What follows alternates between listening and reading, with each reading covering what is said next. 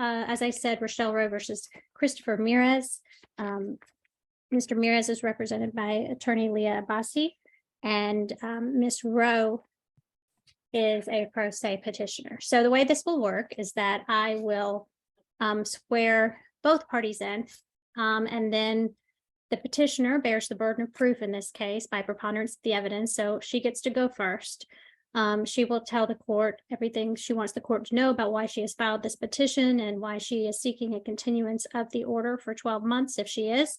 And then she will be able to introduce any evidence or attempt to introduce any evidence she wishes to. And we will go from there.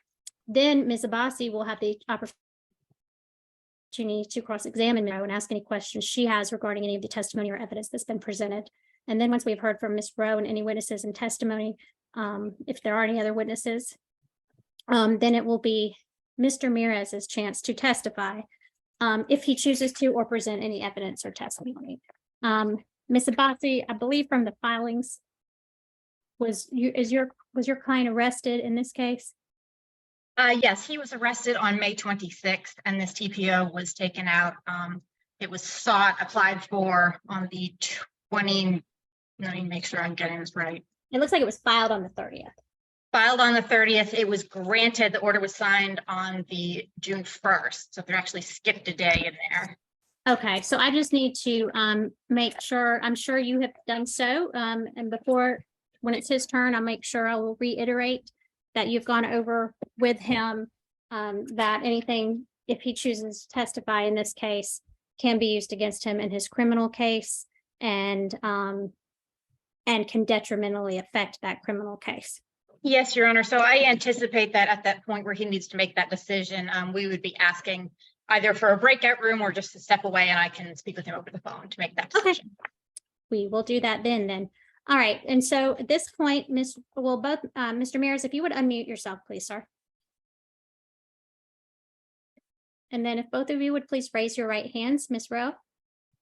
Do you solemnly swear or affirm the testimony you're about to give is the truth, the whole truth, and nothing but the truth under penalty of perjury? Ms. Rowe? Yes, I do. And yeah. Mr. Mirez? Yes, Ron. All right. Thank you both. You can lower your hands.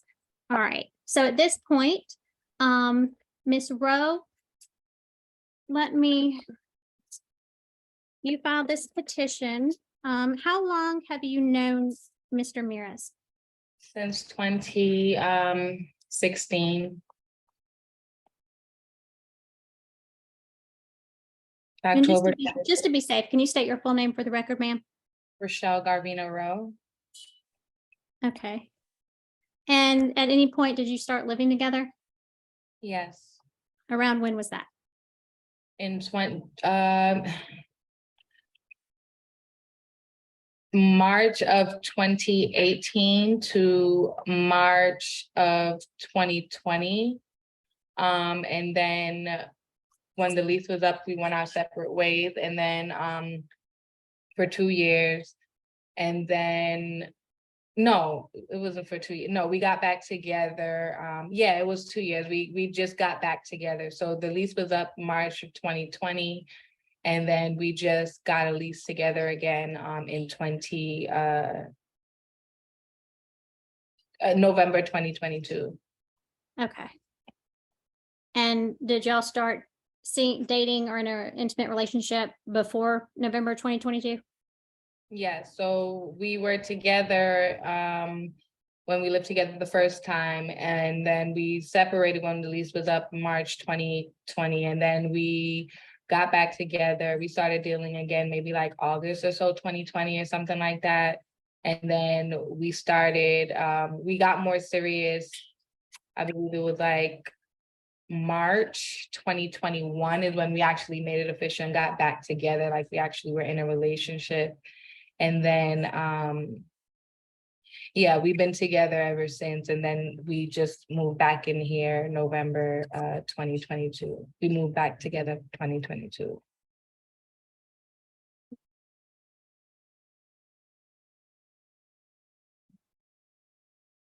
All right. And so why did you file? Well, let me ask you this just to be clear. Have you ever been married? No.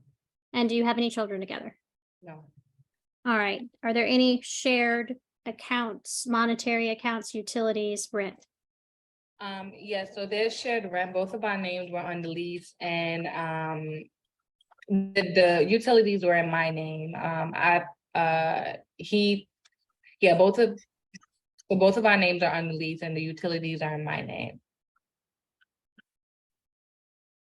And do you both get mail there?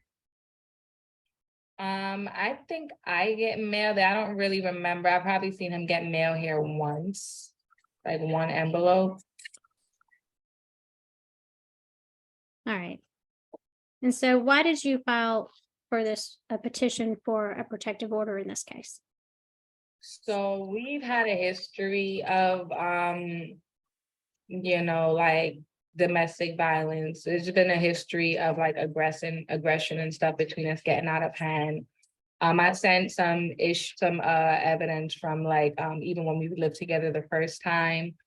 And it's just, everything has just been getting worse. So what caused me to do it this time was, okay, are you asking the details of everything that led to this? Are you asking the details of the incident of exactly what happened, or are you asking? Just tell me what you want me to know about why you filed this order of protection, for this order of protection. So I was frustrated with him. We share a car. I was frustrated with him, and I'm going to pause for a minute. You share a car. but we shared a car. So his car was messed up. So we were sharing my car while we were living together recently. And I've But always, that car is in your name and you pay for it? yes. So I've always asked, like, give me a heads up ahead of time. If you wanted to do something, he'd always like do stuff last minute. So he last minute asked me, to go use my car to get a haircut, to go to someone who's someone's wake, someone who had passed at his job. And I said, okay, it was around 2:00. But then I let him know I ended up missing my training session because he came back late, and I was like upset about that. I'm frustrated. So Monday and Wednesdays are like the days I would clean up and do stuff around the house, because after work, I would run out to try to do training and stuff like that. So since, he was gone, I was missing that, I decided to just fold the clothes. So I was frustrated. My friend called me on FaceTime, and I was just venting to her about a lot of stuff that we had going on, and just me being frustrated. I originally sat down to watch a show and fold the clothes, and I was frustrated because I'm like, okay, I came in from the gym the night before, the dishes were piled up, and he was sitting next to a pile of clothes, and there was clothes in the room and he didn't fold and stuff like that. So I was just voicing some stuff to her. He heard me talking about him and stuff like that. And then he came out. First he was saying I was too loud, he was working.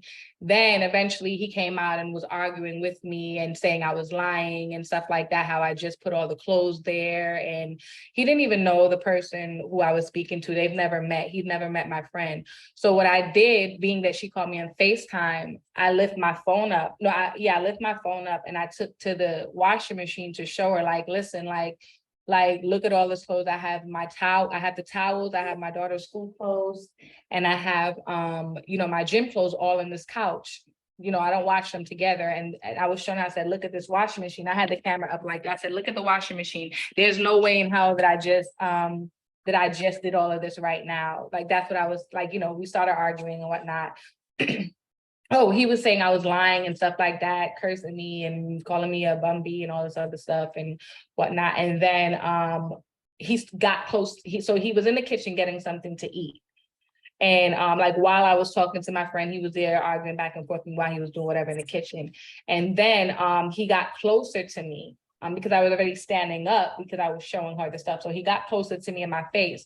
So what I did, I turned my back, because I was always on FaceTime. I turned my back towards him and I said, look at this, look at him in my face right now. Look at him. I cursed. I cursed. I said, look at this. Is it okay if I just say what I said? Mm-hmm. I said, look at this bitch ass nigga in my face right now. Like, look what he's doing right now in my face. And then he got mad because he was so close in my face. And then he got mad and he been mad, but he knocked the phone out of my hand. And my first response was, so you're gonna hit me? That's how hard he knocked the phone out of my hand. It wasn't even and then I said, oh, so you're gonna knock the phone out of my hand? And then because again, that's how hard he did it.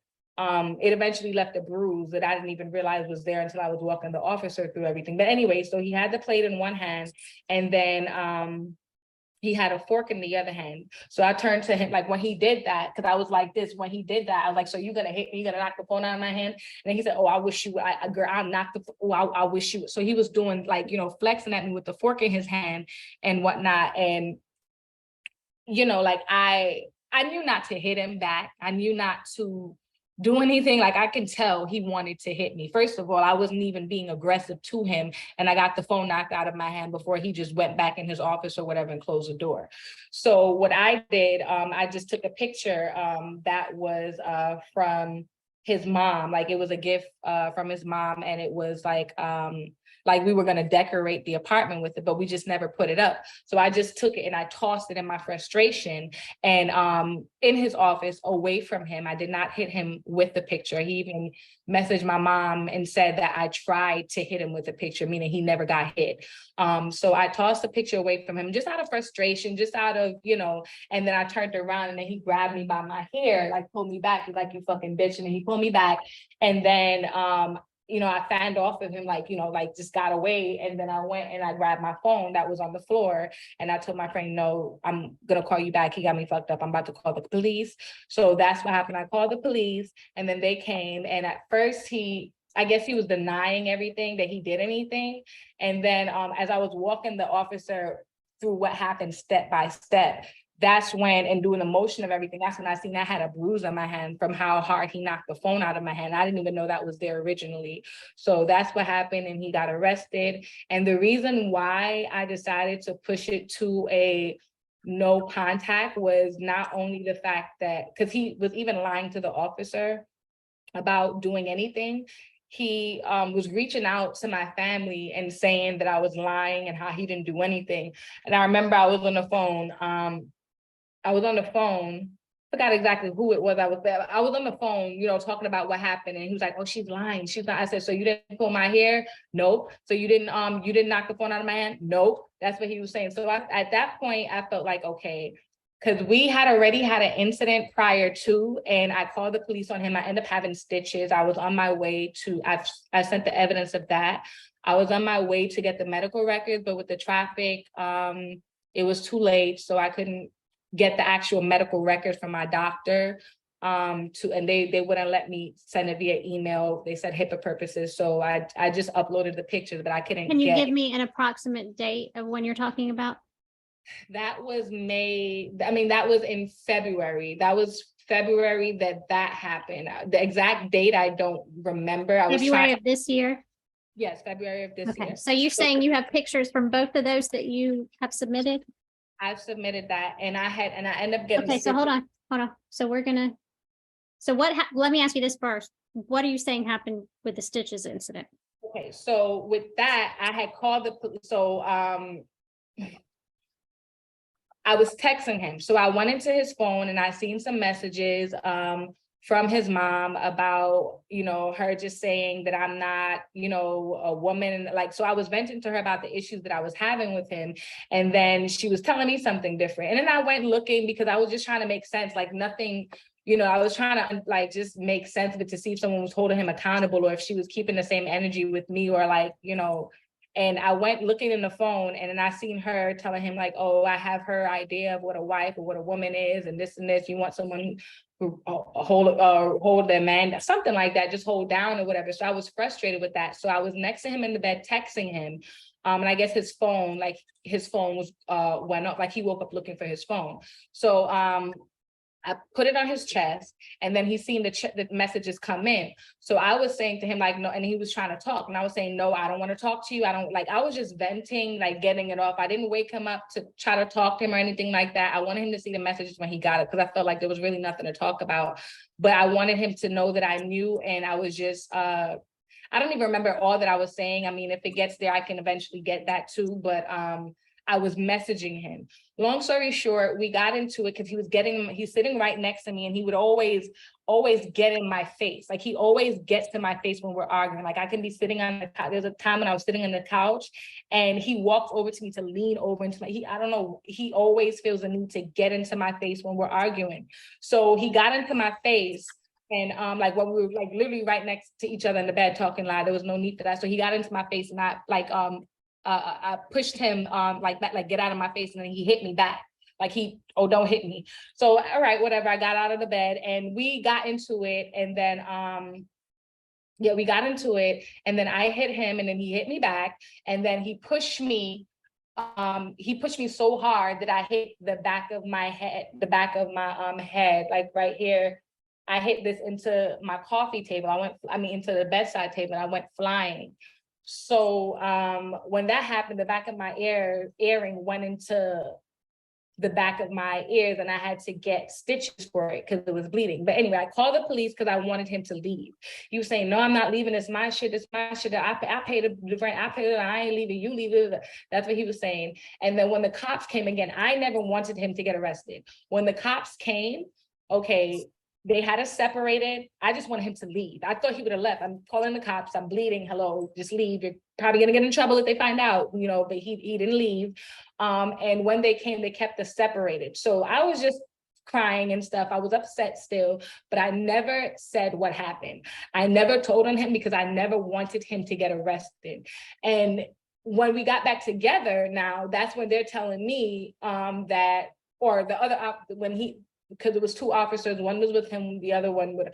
But anyway, they came to me and they were saying like he said that I woke him up out of his sleep with a punch in the face. And I'm like, what? Like that's not true. So, and then when we were going back and forth, I thought I had that via text, but I don't. But when we were going back and forth, and I was, cursing him out and arguing with him about lying to the police on me, saying like, how dare you? Like, I didn't even say what happened and you're just gonna go lie on me. He's gonna say, because you called the cops on me, duh. So that's why he did that. So the reason why we're here today is because I feel like things have gotten worse between us. I don't know if you see the pictures, but I had stitches on my hand before. So you have to tell me what those are, and then the clerk would need to pull them up. Okay, well, long story short, for now, we've gotten gradually worse. Nothing has been improving. Nothing has been improving at all. So with that being said, and I feel like because I didn't press charges or even show them what happened or anything like that, I feel like that made him comfortable because, again, I'm going to be honest with you, only one time, he's grabbed me up and I sent the screenshot of when he messaged when we were going back and forth when I had told him to get out of my place. And then, I was saying that you grabbed me up and he apologized for it. So other than that, he's never really just come, and just without an argument, we were arguing, but I wasn't even talking to him. I wasn't being aggressive. I wasn't in his face. I was avoiding him at this point, saying go back into the office. I'm not even talking to you. Why are you in females conversation? Blah, blah, blah. And then he, I wasn't being aggressive at all. And I felt like me calling the police and not showing them or anything made him feel comfortable to handle me the way he did because I didn't do anything. And I felt like he felt and I told him I didn't, after we made peace again and whatnot, I didn't want you to get arrested and blah, blah, blah. I feel like me doing that made him feel comfortable to take it up a notch. And I just wanted to protect myself. I did not feel safe, especially since he lied about everything. And it's I had a birthday trip that was planned June 8th to the 12th or something, I think it was. And this was planned since March, and I was making payments too. And it's this all just happened right before that. This is the man who's paying the rent, who's the financial provider here. I showed, there's records that, with his cards on it that he's paying the rent. I don't even know the login to log up in there anymore. He's the one that pays it. So it just makes no sense for me to, lie about something so big as this. And now I'm sitting here in limbo and just kind of stressed out about what's going to happen. I have a daughter, where to go. I've even written this man 4-page letters about how, we can't do this anymore. Like, I'm frustrated. I want to go our separate ways. I don't know how many times I told them we're going our separate ways. When the lease is up, I'm going to go and tell them, in August, we're going to go and let them know that we're going our separate ways and we're not renewing the lease. My plan has always been to, after my birthday month and after his birthday month, whatever, to just put all my money towards my cars to pay that off. So when the lease is up in November, I'm going my separate way. That's what I had always planned to do. It makes absolutely no sense for me to do this to the head of household, the person who is paying rent, okay, to put myself in this financial stress right now for something that he did not do. It makes no sense. I feel like it's just, I want to say, for me, it's obvious that he did everything that I'm saying he did, because now, why would I do this? Now I'm sitting here stressed out. I just got my raise this year. I went from $16.50 to $23.49, and I'm grateful for it, but I needed time to get my finances in order. So it makes absolutely no sense for me to go through all of this and stress my own self out when I was smooth sailing until November for something that he did not do. I just don't see the point of it. It's not even me by myself. I'm here with my daughter. Like, I'm easily stressed. I have, hypothyroidism that had went to Hashimoto's since we moved back in here together. Like, it's just a lot going on. Like, it has been going on, and I did that to protect myself mentally, emotionally, and physically, because he lied. I'm not going to say he was in here beating me up every day. I'm not going to say I'll just sit down, say something to me, you'll come and punch me or anything. I'm not going to say things happen like that. But I couldn't guarantee that if we got into something again, that nothing would happen, especially if, especially with what just happened. And I feel like a part of it was my fault, because I made him feel comfortable by not showing them. I just feel like I had to do it, and I didn't want to do it. I even mentioned, like, if we could come to some agreement, because I started to feel guilty. Like, I didn't want it to be where it messes up his, anything goes on his record. But then it's like, okay, I have to do what's best for me. Like, I feel like he should have thought about that before he did what he did. It's not for me to worry about X, Y, Z. It's for me to make sure that I'm in a better position mentally, emotionally, and physically. And that's why I went through with it. All right. So you have, Ms. Broom, do you have any photographs from the petitioner?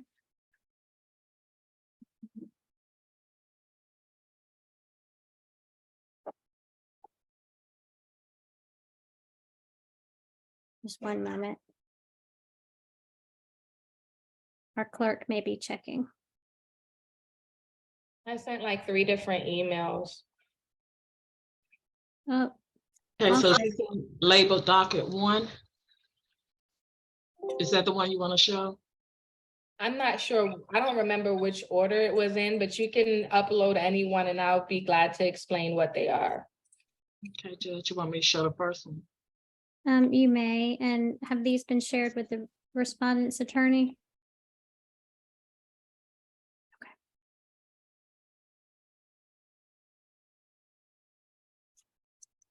So I couldn't get that out. We can move. Yeah. So yeah, that's back in 2019. Yeah, that's back in 2019, when we had gotten physical, and I had to get stitches on my hand and my fingers, and I was in a brace because of that. But I never told them what happened. I never said anything. I just went and got my hand taken care of. Were you all living together at that time? I was in 2019, when we were living together, me, him, and my daughter. All right. Are there any other? Yeah, that's when I had to get the stitches and the sprain. I had stitches and a sprain on, or I'm not even sure what you call it, on that hand. And what led up to the interaction on that day? Honestly, Yana, I don't remember exactly what we were arguing about. It was so long ago. Like, it was in 2019. That's how bad we are. Like, it's just toxic how we get. I don't remember, but I just uploaded that to show proof of domestic violence. Okay. What is this exhibit? This is back in May. It was May 21st last year. I mean, May 21, when he disrespected me. We were in my bed and he was disrespecting me. This is before we moved in together. I was at my own place. And I said, you know what, just get the fuck out. And when we were leaving, he just snapped kind of too. It was just weird because like we were leaving and I was still, you know, running my mouth like, I'm sick of this shit. All you do is like, he just snapped and grabbed me. I'm tired of telling you, I'm sick of you disrespecting me. Watch how you talk to me. I'm sick and tired of your mouth. And was like, just grabbed me up and whatnot. And like was tussling, like just grabbing me. He didn't hit me, but he grabbed me up and like was just kind of roughing me up and stuff. And then, yeah, I was telling him to leave. He didn't want to leave. So I actually left and pretended. I went back into my room to get my phone and pretended that I was going to call the police. And that's when I came back, that's when he was out to his car, whatever. Because I was saying, I'm calling the cop. He didn't care. He didn't want to leave my place. I guess it was just a power thing. I don't like why he just didn't want to leave. And then when I went to get my phone, I pretended to call. I didn't even call them. That's when I got back to the front, he was already down the stairs and to his car. And then I uploaded this to show, it says, I don't want to be with you. You up in my shit violating me. I'm done. And I want to just leave this toxic ass shit right where it's at. And then he put, I grabbed you. I apologize. And then I put, we ain't fucking going nowhere. So clearly you're not man enough. Okay, so yeah, so and I want my money back and all this other stuff because we were supposed to, like at that time we were going on a trip and I had paid towards the trip and I was saying I wanted my money back. So that was him admitting to grabbing me up. And that was in 2021. This is the incident I described, and I sent that message to his mom. I sent it to his mom, and then his mom was like, I'm sorry that this happened. You and Chris are both wrong. So it was like, this is why, like, you know, it was like, no, and I get it, that's her son, but it's like, he doesn't tell her these things. Like, she never knows what's going on unless I say, unless I reach out and tell and whatever. So it was just crazy to me to hear her say, y'all are both wrong, and you don't even know what happened, but whatever. So that was what happened when I was shoved earlier on this year in February, and I had to get stitches behind my ears. And I was on my way, because I thought I wouldn't be able to upload it because it's been over 24 hours, but I was on my way to get it, and it was like 20 minutes to get there. So I just came back because they wouldn't let me get it because of HIPAA laws. Okay, but your testimony is this is you on that date. Yes, this is me in February. And I was taking the pictures and I sent it to his mom. And as you see, it's very deep. I had to get stitches on it. But I this time I did let my doctors know what happened. And again, I was headed to get it, but I don't think I would have made it back on time with the traffic. Okay. So again, the reason why I did this is because, like, you know, we tend to living together and stuff like that and being around each other, like we get, like, you know, you make friends. It's so toxic and sad to say, like, how do you make friends? Like, just speaking about it, like, why do you go back to this, like saying it? But I did it because I didn't want to, you know, just put it to the side again when he's being nice or whatever, or we end up being friends again. Like, I just want this, like, I just don't want to do it anymore. Like, I just wanted to protect myself. Okay. You said there was a picture of your hand. Do you know, is that true or not true?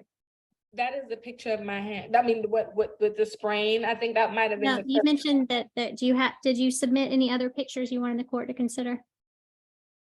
No, that was the picture of my hand that we saw with the stitches. And then the message, the second one was the message where he admitted to grabbing me up and like roughing me up or whatever. And then the second one is just to show what happened when I was shoved and how I hit. Yeah, that was it. Okay. So did he come back to the home before he was served with the ex parte order? He did. He came back to the home. So he texted me asking to meet, to come here to get his stuff because he had left his keys. So I didn't want to be here. So I had my brother come here and I left. I had my brother come and I let him in on the patio. And then I had walked out and I had left. And then he got some things. I was sitting in my car. I waited for my brother to call me and tell me that he's gone. And that's another thing too. So wait, let me ask you this. So did he move out before? He didn't move out. He just came and got a few things, and then he came back the very next day with an officer to get some more things Okay. and try to get the key. But he didn't say he was like, we never spoke. We never had an actual conversation. Even that conversation when he was coming here was just via text.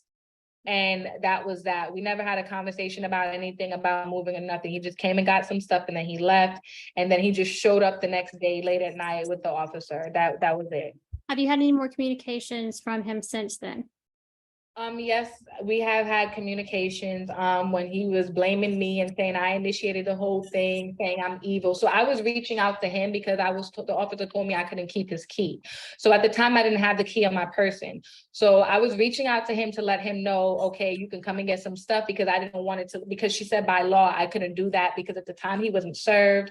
And you know, he and I showed her that I had something in the word, like it's something pending, and she said, well, it's not thing yet, you can't do that, blah blah. So to protect myself and not put myself in the wrong, I was reaching out to him to let him know, you know, you can come get your stuff, you can come and, you know, I'm not trying to keep you out of the apartment or anything like that. I'm not trying to do that and whatnot. That was when we communicated.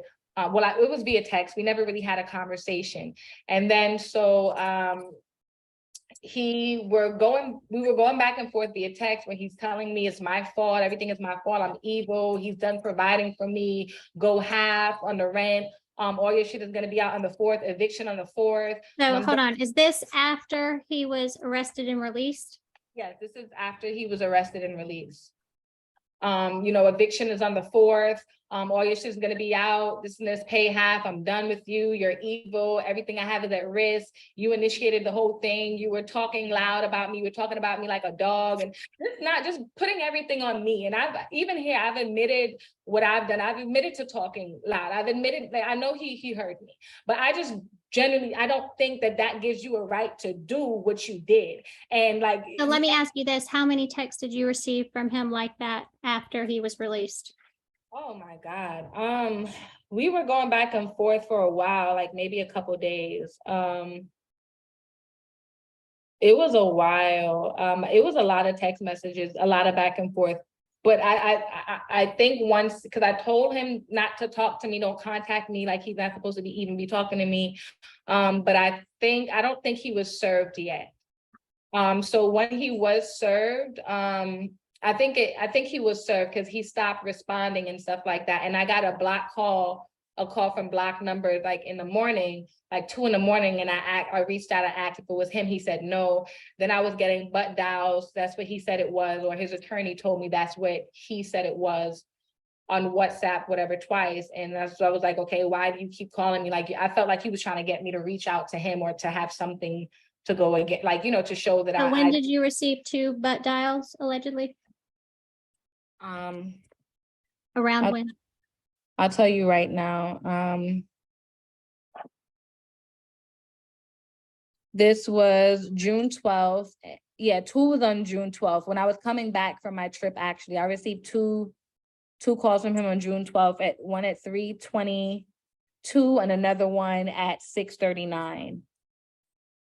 Is that PM or AM? They're both PMs. And then I had called him, but prior to him even being served, I had called him to let him know. I think it was late at night. And I called him to let him know because I had the key. That was the first time I was reaching out. I was with my friends and they were saying like, well, you know, you can't do that and stuff like. So that was the first time that I reached out to him to let him know, okay, I wanted you to know you could come and get your stuff at 2 a.m. So it was loud where I was at, but I just wanted to do that. And then he said he couldn't hear me, so, and I hung up. And then I just texted him while I was reaching out. But other than that, we hadn't had any conversation. And I called him to let him know to get his stuff after. And when he realized it was me, he hung up and said, oh, I can't talk to you. And he just hung up. So I just left it alone because I'm like, you know So what? did you call him after he was served with the protective order? I don't I think so, because that's when he said, I can't talk to you anymore, but I didn't know exactly when he was served. Like, that's when I realized he was served, because he said, oh, I can't talk to you, and he just hung Why up were you calling him? to tell him that he can come and get his stuff, because I was Okay. leaving.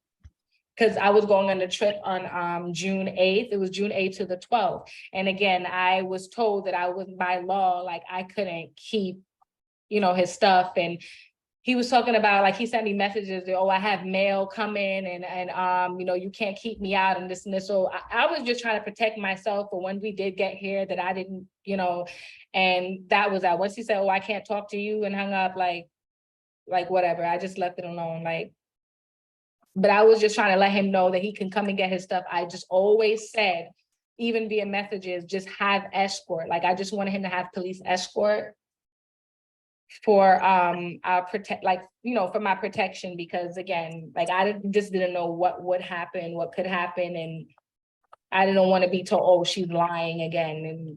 And then he would say stuff like, oh, you're doing all of this just because I didn't propose. Like, nothing, it was just too much. Like, I just wanted to order protection before, just to protect myself. Okay. And he's still on the lease? He's still in the lease. All right. So at this point, Ms. Abbasi, you are free to cross-examine the witness. Thank you. Okay, Ms. Rose, so I'm going to ask you to kind of repeat the last thing it was you said. Why is it you feel you need an order of protection? I felt like I needed an order of protection because it's constant, like, back and forth. Things have gotten worse between us, and I wasn't even being aggressive to him, and he did what he did, and then he lied about it. And he said that, that I was making the whole thing up, and I was just mad at him. I'm going through all of this just because he didn't propose. So that's why I did an order of protection, because I didn't feel safe, and I felt threatened, and I didn't want us to get into another heated argument after we made up or whatever, and just end up going through the whole thing again and it getting worse. So I just went through with it and got an order of protection this time, because it's like a pattern. And this is the one thing, I've never done it before. And like, to avoid it and get out of it and try to protect myself, I just went forth with the order of protection. Okay. But what you've mentioned is there is a history of you being frustrated with him for not proposing to you, correct? So he did promise. So I was going to move with my mom, right? So I was going to move with or have my mom help me to, I was going to have her help me get an apartment. And he begged me not to do it. And I said, no, I'm not trying to shack up with you again. I'm not trying to do this again. And he was like, yeah, no, I promise you it's going to be done by such and such date. And I just give me some time. My car is messed up, and I understood it, and I believed, and I wanted to be supportive, because I have a move, he has a move. My move was in November, his is in December. We both had our own places, so it was a lot of money that was going out. Plus, his car was messed up. So I was like, okay. So there was times when I was frustrated, because I'm still in here playing house, okay, and doing all of this stuff, and nothing, and not getting any, still not engaging, not even getting support.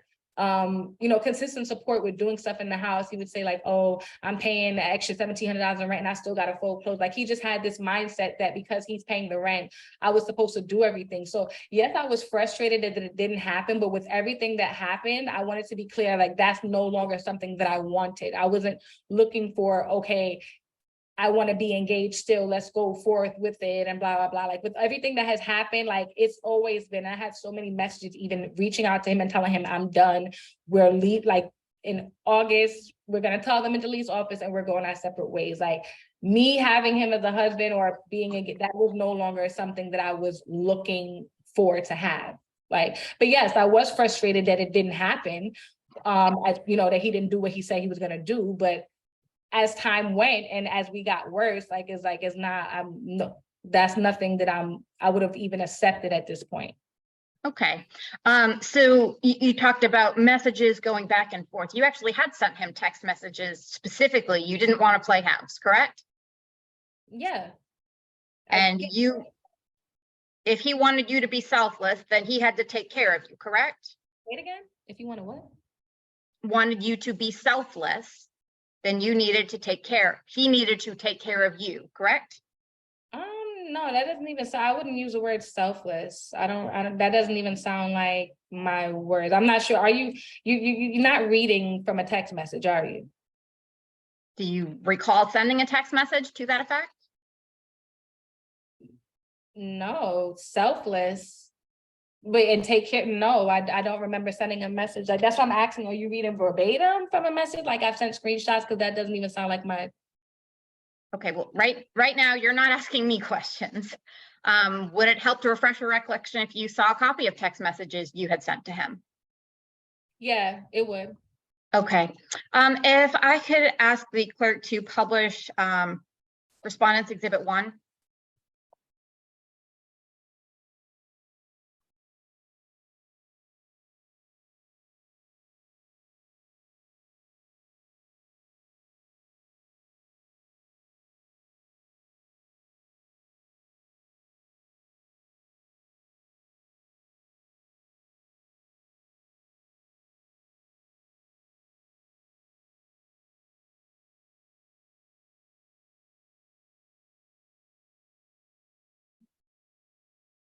Madam Clerk, I don't know if you have that, if you, it takes them a minute to be able to sort through and find them. I'm sorry, what was, I'm sorry. Exhibit 1, it's the page 1 of the document. Oh, from the Respondents Exhibit respondent. 1? Yes, ma'am. Okay, let me go.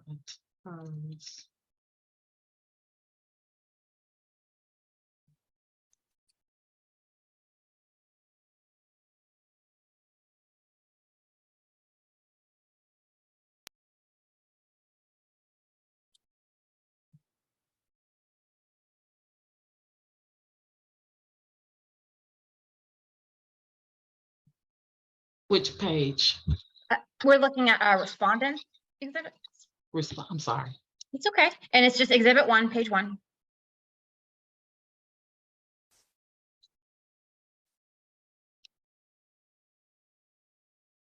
All right, Ms. Rowe.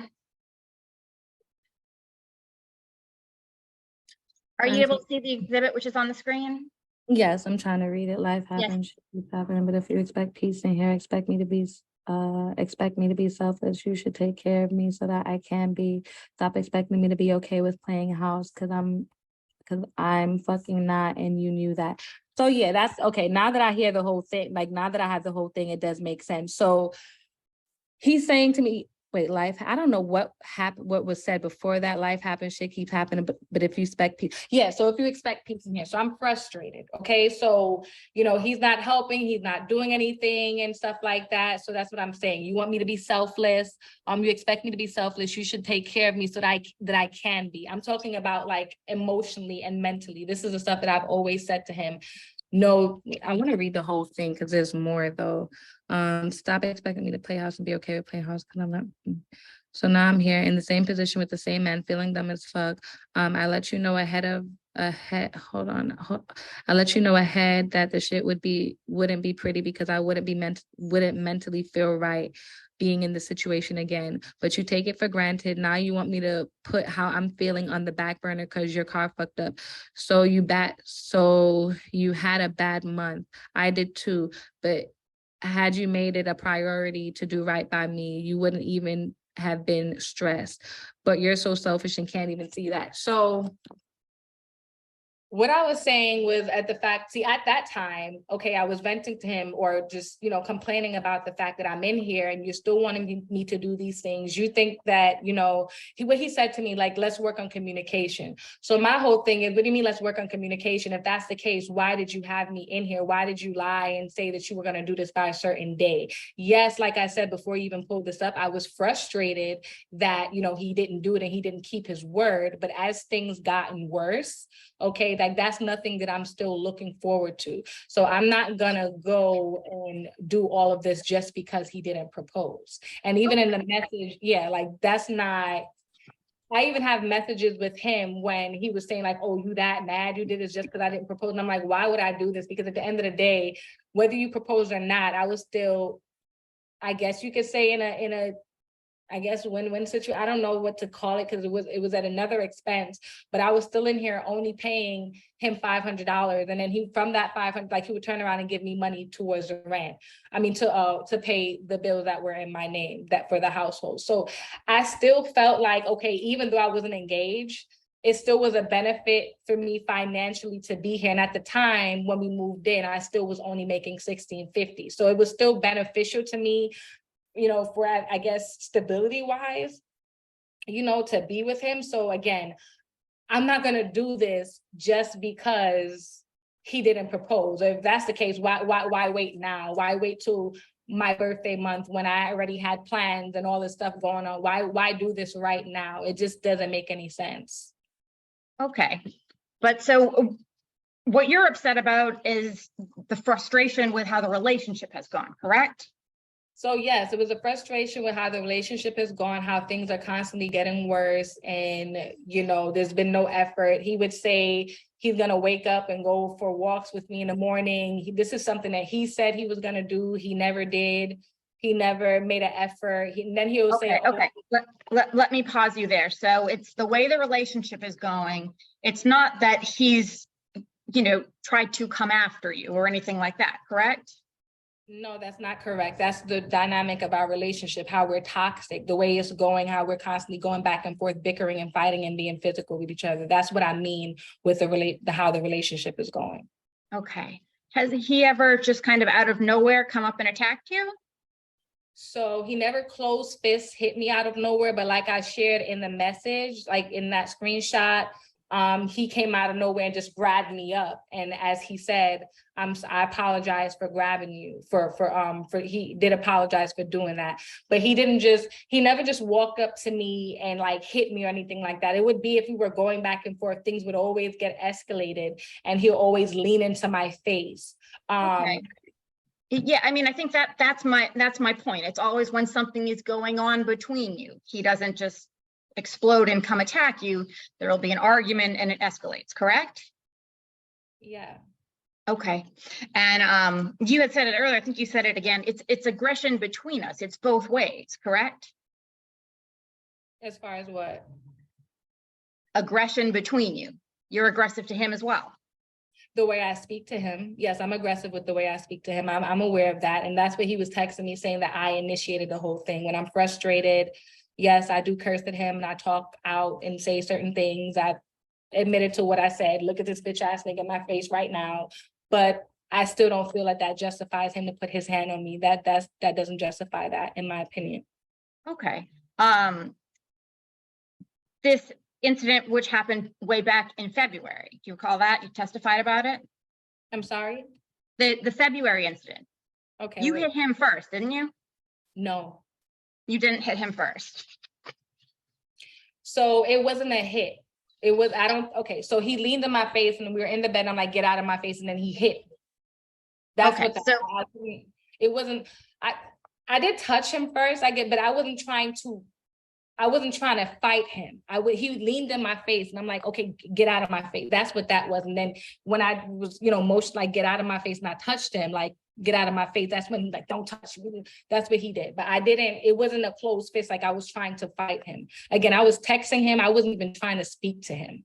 Like I wanted him to see this when he woke up and know that I seen what I seen. I wasn't trying to communicate. He woke up to me texting. Okay, so in the aftermath of that, didn't you text him? Yeah, I hit you and you hit me back. Didn't you text that to him? Yeah, so we got into it. Okay, And that's when I got pushed with the stitches. I mean, that's when I got hit with when he pushed me so hard and I ended up getting the stitches. But I didn't wake him up with a punch to the face. Like I didn't wake him up like to a punch in the face, like what he said. I didn't just wake him up and hit him.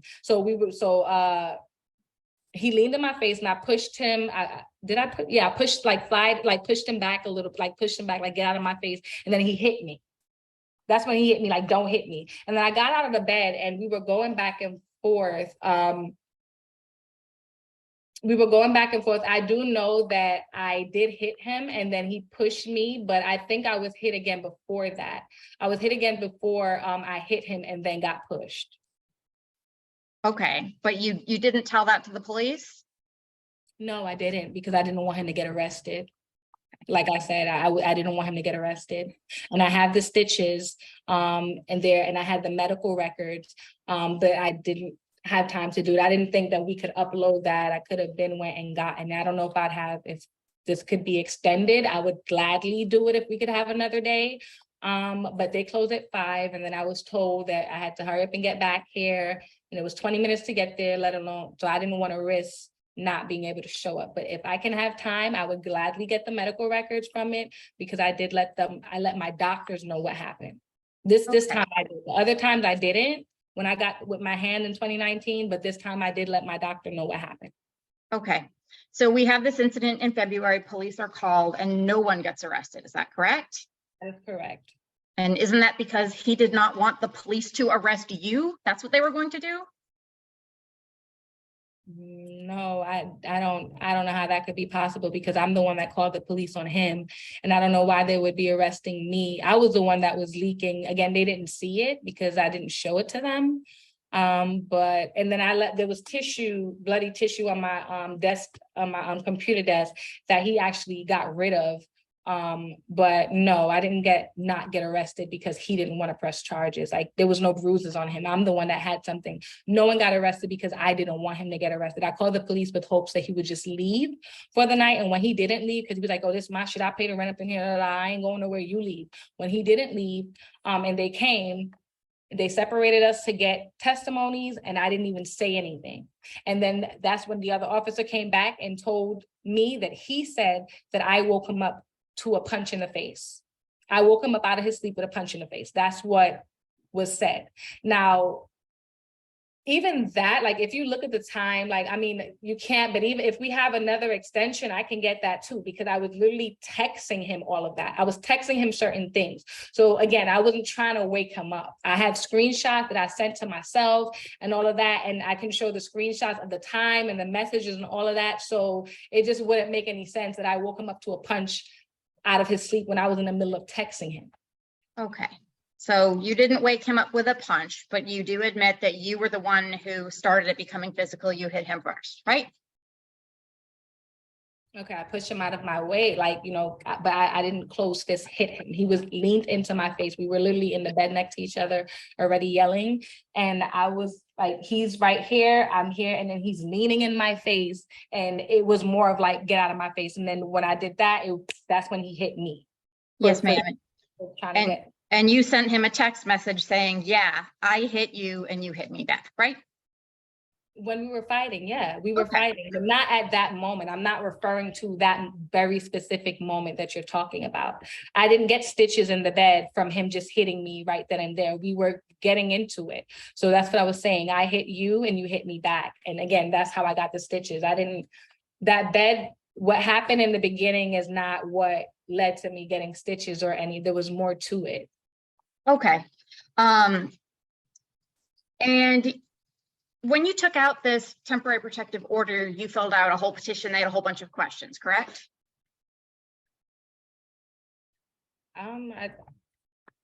The petition, you had to write in the basis of why you wanted this order, correct?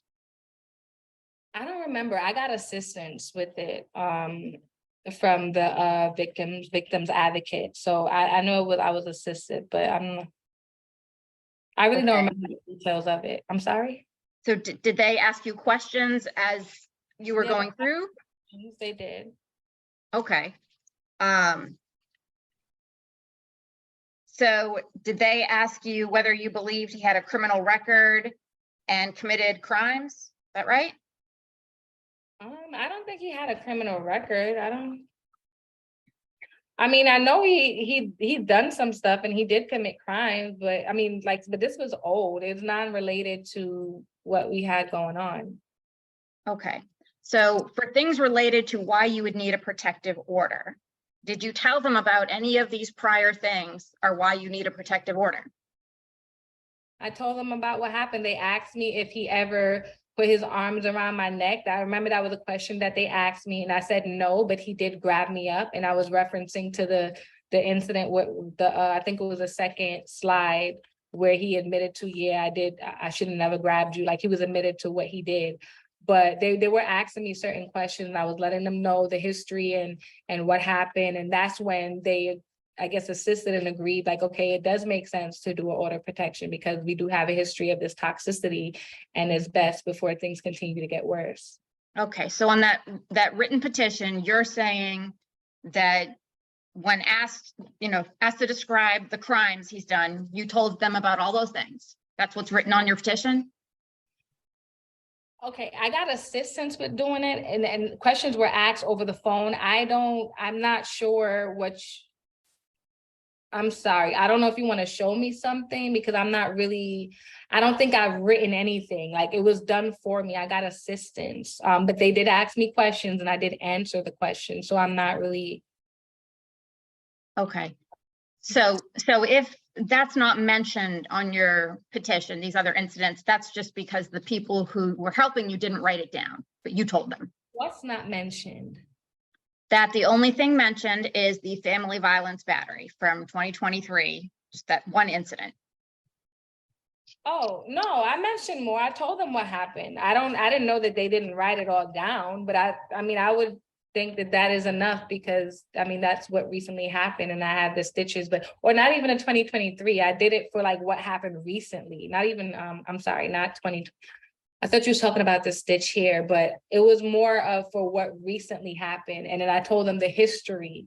Yeah, I did tell them the history of what was going on and whatnot. And they were asking me questions. Like I said, they asked if he ever grabbed me around my neck. And I was honest. I said he never grabbed me around my neck, but he did grab me. And then that's when I was telling them about different things that would happen. Okay. So that whole history, you should be in there because that's what you told them, right? Okay. Okay. Let me ask you, you said you've had these other problems and you've always, in whatever way, they've always worked out, correct? You've always apparently gotten back together, right? Yeah. Okay. This time was obviously different. No one was getting back together this time, right? Right. Okay. You knew after he was arrested, you knew he could come back to the house, correct? Just you couldn't see him. Well, no. You just couldn't have violent contact. You knew that part, right? I'm sorry, say it again. You knew that after he was arrested, you just couldn't have violent contact. There was not a provision saying he couldn't come to the house. I didn't know that because I actually called the officer back. I called the office because she had asked me what I wanted to do. If I wanted to do a no contact or if I wanted to do I forgot what the other one was called, but I remember her saying no contact. And I was, kind of crying and stuff. And I didn't know because I was thinking about the rent and like, I can't say no contact because like, okay, he still pays the rent. He lives like everything had happened. I didn't know what to do. I didn't get any consultation at the time. I wasn't sure. But then I did call the non-emergency 911 number and I was able to get in contact with her. And then she told me that she did put it through and the judge has signed off on it for a no contact. That's what she put in. The judge has signed off on a no contact. So then I shortly found out that it wasn't a no contact, that it was just a non-violent contact. And that's when I went to get it escalated to a no contact. Okay. So when you found out there was no violent contact, that's when you escalated it. You wanted more protection, correct? Correct. And you were saying you didn't think he was moving out, even though he was coming back to the apartment and taking his stuff. Is that right? I didn't think he was moving out because he just took like a handful of things. Like he has some furniture in his office. He didn't come with the truck. He literally messaged me and said he want to come and get some things. He want to come get some things. Well, he couldn't take everything because your brother was there, right? He did take some things. What do you mean? Because my brother was there. What do you mean? Yeah, so he did come in and take some things. I didn't want to deal with him. So I opened the door and the officer was outside. I thought like he came with I thought they were together, but they weren't because he wasn't escorted, but I thought they were together at the time. But anyway, I came in and opened the door. So my brother told me that he was here. I was upstairs at a friend's apartment. I walked all the way down here, realized I forgot my key, walked back. And then by the time I came back, I seen him coming in. And I was like, okay, But then I was like, you know what, let me just go. So I didn't even look at him. I just opened the door, walked there, unlocked the door, went and got, unlocked the door for my brother. And yeah, I locked the door for my brother and I told him, just let me know when he's done, just call me when he's done. And I was in the car. Now I seen him walking out with his, he had like a basket with some things in it, like with some clothes and stuff. But so he did get some things and then he came back the very next day unannounced this time and with the officer. Okay, so I want to make sure I have this right. This incident is May 26th where he gets arrested, correct? Is that right? Mhm. Okay, and then he comes back to get his stuff on Monday, the 29th. Does that sound right? Yes, And you are going up and downstairs and your brother is there, correct? I called my brother because I didn't want to be here with him. So I called him and I told him, just let me know when he's gone. Okay, and your brother was threatening him, wasn't he?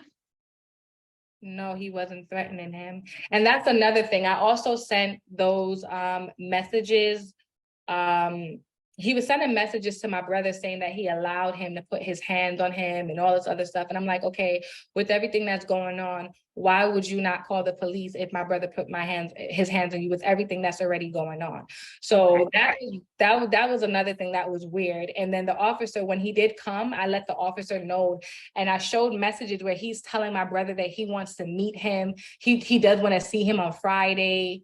When he does come back to get some random thing that he said to him, but he didn't even come on that day. He didn't even come on that day. And then, yeah, it just didn't make any sense. Like, why do you want to see my brother? If you're saying that he put hands on you and all this other stuff, and why would you want to see him? Like, what do you want to see him for? So I have those messages as well, because my brother sent it to me, but he never responded. I was advised to tell him, don't even respond to him. So that's what I did. Okay, so your brother was there the first day and you're saying he meaning Chris didn't call the police, right? He came alone, but the police was Right. literally pulled up right outside. When I was walking back, they were there. So I just assumed that, I just thought it was related because they were literally right outside my window. Okay, but then the next day on the 30th, he did come back with police to help him get his things, correct? And the next day he came back to try to get the key and he grabbed like a few more things. He came back with the police, correct? Yes. Okay. And you still didn't think that he was trying to leave? No, because this isn't the first time, like even when we lived together before, more recently, he'd be like, oh, I'm not leaving nowhere, you leave, because he's just, is his shit, like he pays the rent, and that's what he would always say. But in the past, like if we got into something before, like he spent a couple days at his mom's house and stuff like that, so I didn't think anything of it. Like he never said that he was leaving. Like he just came and grabbed, like one time he grabbed the basket, and another time he came and grabbed like 2 pairs of shoes and I guess like a few more shirts. He still had stuff in there. He never said he was leaving. He wasn't saying anything to you at all, right? We weren't communicating. He was trying to, actually, no, that's not true. At the time, we didn't speak, but he was texting me saying, oh, you can't have my key. That's mine. I pay the rent. Even with that, he was never telling me he was leaving. He was trying to get his key. Okay. And So he didn't block you on his phone? we blocked each other. We were both, he eventually blocked me. So he blocked you, and then you kept trying to send him messages on WhatsApp, right? Because he blocked you regular text, correct? No.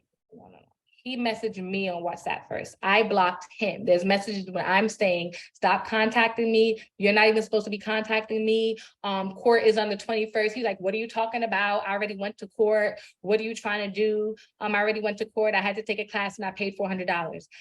I was telling him, leave me alone. Don't contact me, because he was trying to blame me and say everything was my fault. And the messages, when I said we were going back and forth, there's a slew of them on WhatsApp, but he messaged me first.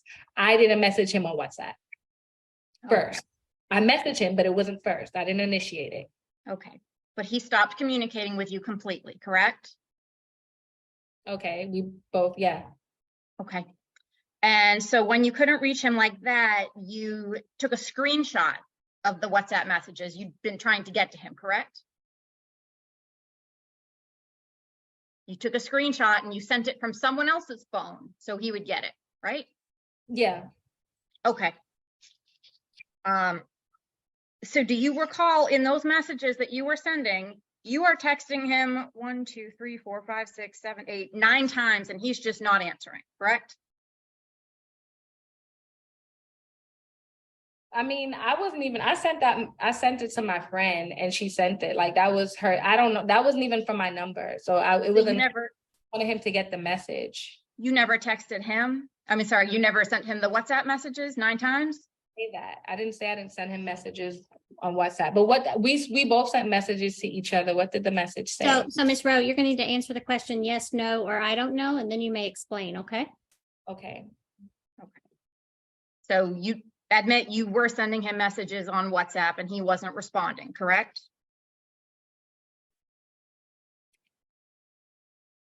I'm not sure. I'm not sure because we did go back and forth via messages on WhatsApp. Okay, so you don't know if that happened, that he stopped responding to you. He did stop responding, but we were going through a lot of messages. We were messaging each other back and forth. I'm not even sure in what like which one you're talking about. Like there's times when he's messaged me and said stuff and so I'm just not sure what you're referencing because we have a lot of messages on WhatsApp. Okay, but after the incident on the 26th, he's trying to get his stuff out of the apartment, correct? On the 20 After the 26th of May. Yeah, so after the day he was arrested, after that, he's trying to get his stuff out of the apartment, right? on Monday the 29th, yeah. He comes back with the police to get his stuff, correct? Mm-hmm. And at that point, you've not taken out any TPO, correct? That's not true. So when he came back on the 30th with the officers, you had already gotten a TPO? So they told me I had applied for it and it hadn't been approved. I got an email saying that this doesn't mean that it's approved or anything like that. It was just an application. So I showed it to the officer. And that's when she told me that it's not, it's still pending and you can keep his key and stuff like that because he still lives here until that's gone through. And then I was showing him the messages with my brother. And then that's when she told me that the PTO also protects your family. But at the time, I know he wasn't served because it hadn't even gone through yet at that time. Okay. So before he even knows he needs to use an officer to take his things and leave, he's already doing that, right? Yeah. Okay. And he's already stopped responding to you at that point, right? No, we weren't. I don't think we were communicating at that point. At that point, I was telling him to leave me alone. Like I wasn't communicating. Yeah, I don't think we were communicating about anything.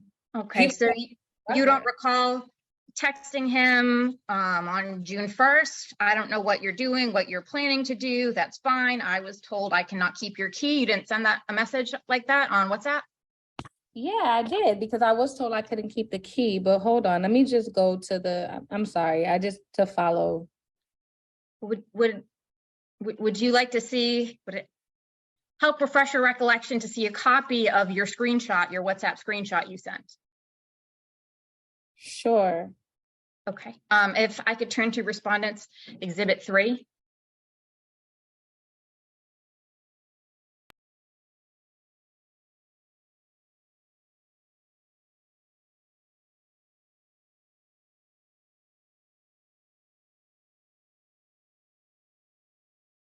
We could just zoom out a little bit. We're missing the bottom messages. Okay, so looking at Respondents Exhibit 3, do you recognize this? Yeah, I don't know what you're doing or what you're planning to do, and that's fine. I was told I cannot keep your key from you, and that's pretty much offering it back and asking if you wanted to come back and we leave and you're not responding. So there it is. You don't have to either, but I clearly did put it out there. That's all that matters. Yeah, I remember that. Okay, and he wasn't responding at that point at all? No, he didn't respond then. Okay. So the reason why, go ahead. I'm sorry. And so he wasn't responding, so then you used someone else's phone to send it to him, correct? Right, because I didn't want him to say that I was trying to keep his key. I wanted to make sure he got the message. So the reason why, because I did that, is because he had changed his setting on WhatsApp. So when you're using WhatsApp, you can, it'll just be one check if that shows that the message didn't go through. And then it's two checks if the messages go through, and then it's two blue checks if it's red. So he had changed his setting. So I couldn't see that if he was receiving it or not. So I wanted to make sure that he knew I wasn't trying to keep his key. So that's when I had someone else send it to protect myself, because so he could never say that I was trying to keep his key from him, because the officer told me when he came back on the 30th that by law, I can't keep his key, and I'm going to get myself in trouble for doing that and stuff like that. So that's why I sent the messages. And go ahead. And he still never responded to you, even from someone else's phone, right? Is that correct? Not at that time, but we were going, let me just go to WhatsApp. Not at that time, but we have a lot of messages on WhatsApp still. Let me see, just on the last response was from him. Let me see. The last response from him was when he was trying to say I won or something. I believe that was, yeah, June 1st. That was June 1st or June. Yeah, it was June 1st when he was trying to say that I won. Okay. And No, at that, I'm lying. I'm sorry. It was still June 1st though, but that wasn't it. So I called him later on June 1st, and he said he was on a call, and I said, okay. And I just put, I wasn't trying to talk. I was just asking if you wanted to go back to the apartment and Ava and I leave so you can pay the rent and not mess up our credit. Just trying to do what makes sense, as I'm not paying more than I normally pay, which is a $500, but it's late. I'm not trying to fight with you. I just wanted you to know, I see you're typing. So he started to type, and I said, that's why I was trying to reach out, because I was just thinking about the credit at the time. And it not being messed up, because I knew I couldn't afford the entire rent. okay. All right. But you'd agree that's the last time he said anything to you on WhatsApp or text or anything like that, correct? That's the last time we spoke, but I had missed calls. Okay, but they were from a blocked number, correct? One was a black number and two was from him. Okay. Let me back up. But so the last time he was making any effort to speak with you, any sort of back and forth, was June 1st, before he had been served, correct? When was he served? Well, you got the order signed on June 1st. You knew he was not served that day, correct? I'm asking when he was served. I don't know exactly what day he was served.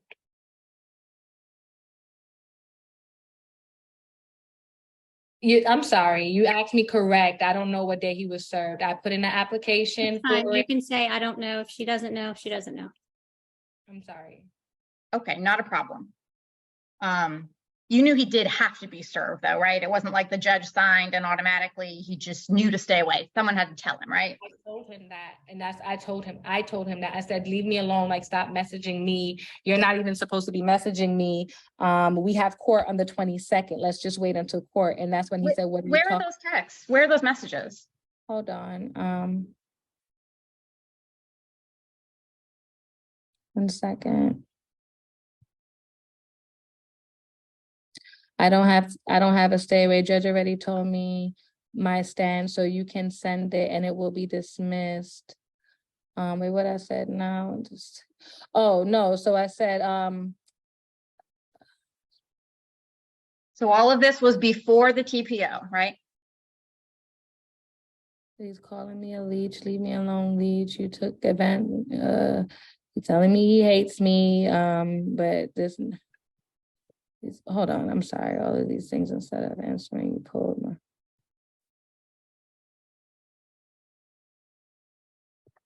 Okay, so you drop what? Okay, so I said all these things, okay, now you claiming to try to ruin. Let me just see what day this was. Oh, this was also on June 1st. So this was June 1st when I was telling him because he was like, oh, you drop what? It's already done, you clown. I have to take a class tomorrow, genius. Shut the fuck up. I drop it all, dummy. I'm already, you ass. I don't even know what he meant when he said that. I don't have a stay away. Judge already have my stand, so you can send it. It will be dismissed. You are evil for real, for real. No, you're really the worst. Leave me alone. So he didn't know. I was telling him because he was still messaging me. Let me see. Okay, but he's telling you to leave him alone, right? He said that, but then he kept messaging me. I told him to leave me alone and stop messaging me. But As we've well, already both looked at the exhibit earlier that you kept sending him messages and he wasn't responding, right? have a whole slew of messages. We have a whole slew of messages. 1 second. And So all of that, on June and all 1st, of that was before the TPO, all of that was on or before June 1st, right? it was on June 1st. Okay, and once he said, leave me alone, I don't want to talk to you, he blocked you and you couldn't send him any more messages, right? That's not true because okay. So he actually called me. Another thing, I'm looking at it. Okay, I don't know if it's too late to send it. It probably is, but I'll try anyway. And it wouldn't be PT. Okay. Just tell us what it is. So I'm looking on Wednesday, June 7th. Okay, so it says Monday, June 12th. I have missed voice call from him at 3:22. And then I called you back. So I tried to reach back out to him at 5:23. And then I have another missed call at 6:39. And then I put, why do you keep calling me and hanging up? Shake my head. That's what I said to him. And that was the last that we have communicated. That was the last of it, or the last message I sent to him. And I see that it did go through because it had the two blank checks. So yeah, he clearly had taken me off of block, because if he had me on block, then you told me that he said it was a butt dial. But if he had me on blocked, then he wouldn't have been able to butt dial me through WhatsApp. You can't, it is not going to allow that. Okay, so you didn't want contact with him, but you didn't block him. No, he wasn't communicating me. I came back on June 12th. That's my point. He wasn't communicating with you. I was in Punta Cana. Prior to that, the last communication was June 1st. Okay, so did something about Punta Cana prevent you from blocking him? June 1st. No, nothing prevented me from blocking him. He was blocked on Facebook. I mean, not Facebook, on regular messages. But to be honest, I left it because I wanted him to admit what he did. You need to turn on your video, please, ma'am. Oh, it's not on? Oh, I'm sorry, because I was looking at the messages. I'm sorry. There we go. Yeah, I was trying to get him to admit what he did. So I didn't just block him right away. I was trying to get him to admit, because he was saying all this other stuff. You're evil, you initiated it. But he never did say that he did anything. So I was trying to get him I wanted to leave that for him to admit that. But again, I was out of the country anyway. So we weren't, the last time I was surprised to see that missed call. And this was the day that I got back, that he was, all of a sudden, the day I'm coming back, that this happened. Okay, so you weren't scared. You weren't trying to keep him away from you. You left the door open so he could come and admit what he did, right? So him messaging me is not going to keep me scared. I did want him away from me. That's why I kept telling him he can come, but with escort for hours. But he'd already come with an escort and he never came back, right? No, he did. Yeah, correct. Okay. So except for this dial where you said one of them was a block call and the other was from him, correct? 2 was from him and 1 was blocked at like 2 in the morning. Okay. So were there messages left on these calls? No, there weren't messages, but the WhatsApp, you can't, I don't know that you could leave a message on WhatsApp message, but no, there weren't any messages. Okay. And then you responded to him after those, correct? Yeah, I did. And he never said anything, correct? No. Okay. And it's your position he should have had you blocked so a butt dial wouldn't happen. Is that right? No, you said that he blocked me, and I'm telling you that he had taken me off block. Like, I was not blocked the entire time, because if he did block me, the butt dial wouldn't have happened. Right, but you didn't block him because you were okay if he contacted you. You just wanted him to admit what he did was wrong, right? I was trying to get him to admit what he did was wrong. That I was trying to get him to admit what he did, period, not even that it was wrong. And we were going back and forth via messages. So I just let, and that was June 1st was the last one. We weren't communicating. It's not like he was trying to contact me. When he was trying to contact me after that, I had blocked him. I think he's still blocked right now on Messenger, if I'm not mistaken. But that is why we're going forward with everything, not because you're frightened, not because he's tried to come after you, but because it's his lies, right? You told him that.